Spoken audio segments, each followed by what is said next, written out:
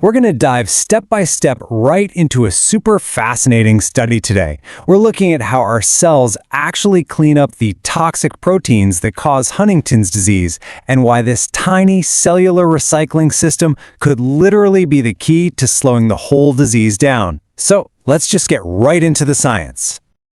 Okay, here's the central mystery we want to completely understand. Huntington's disease is genetic, right? But you'll see patients with similar genetic mutations getting sick at completely different ages. Why is that? Well, this paper asks a really profound question. Since toxic clumps are the hallmark of the disease, could the brain's natural baseline ability to clear out those aggregates actually be the hidden disease modifier? So it might not just be about having the mutation, it's about how well your body fights back.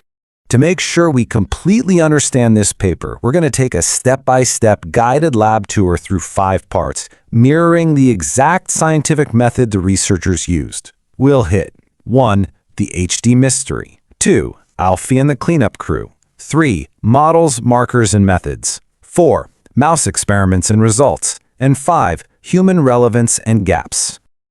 All right, kicking things off with Section 1, the HD mystery. Let's understand the root cause of the pathology.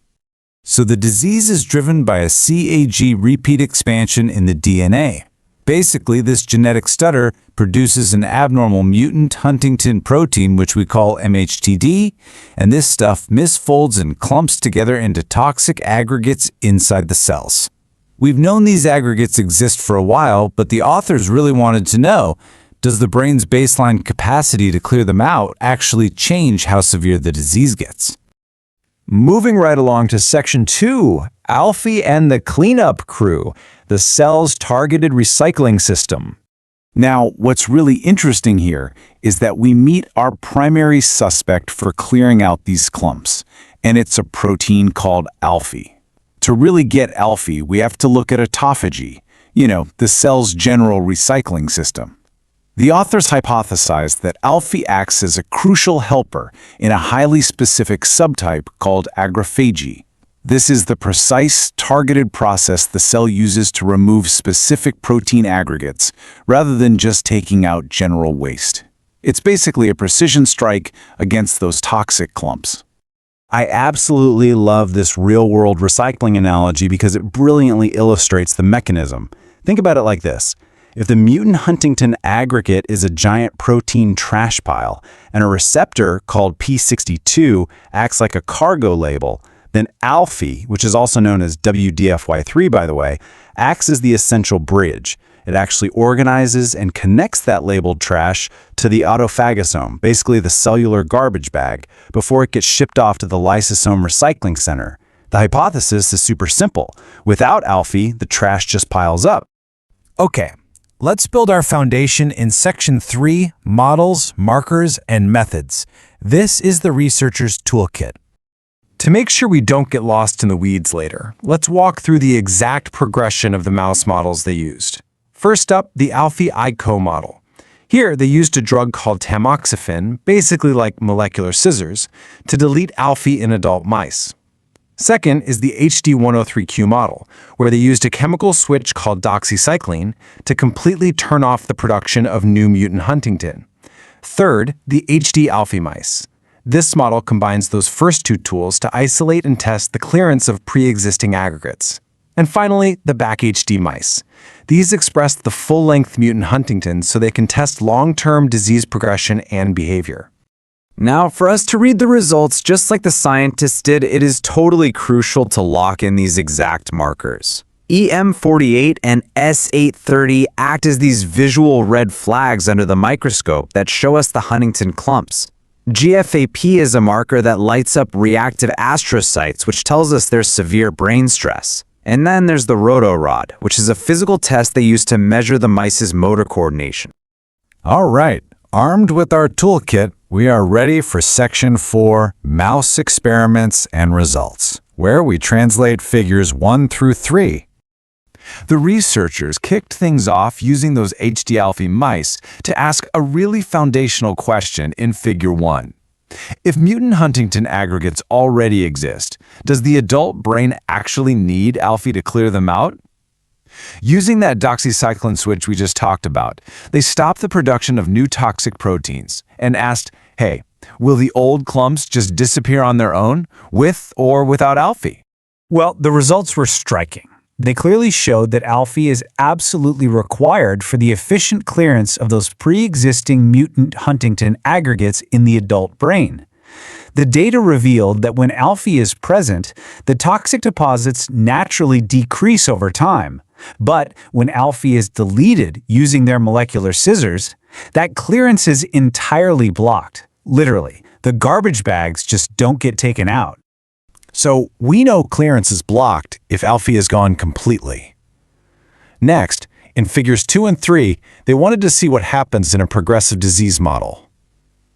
They asked, do the extra aggregates functionally matter if ALFY is only reduced by, say, 50%? This is much closer to what might happen naturally in a patient who just has a slightly weaker cellular cleanup system. And let's see how this builds our understanding of the pathology. We're looking at a pretty stark comparison here. On one side, baseline BHD mice with normal ALFY levels.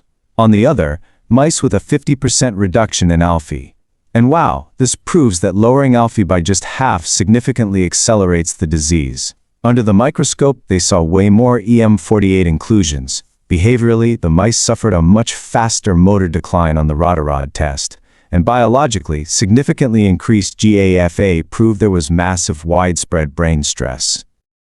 Let's bring this all together in Section 5, Human Relevance and Gaps, the big picture. Now, you might be wondering, does any of this actually apply to humans? Figure 4 tackled this head-on. To prove this isn't just some mouse phenomenon, the researchers took human Huntington's disease patient fibroblasts, which are basically just skin cells, and converted them into medium spiny neuron-like cells. These are the specific cells that are highly vulnerable in human HD. When they used a genetic tool called SHALFY to reduce ALFY in these human cells, it directly led to a massive increase in mutant Huntingtin inclusions. So yes, it matters for us too. This entire logical chain we've just walked through perfectly confirms our central hypothesis.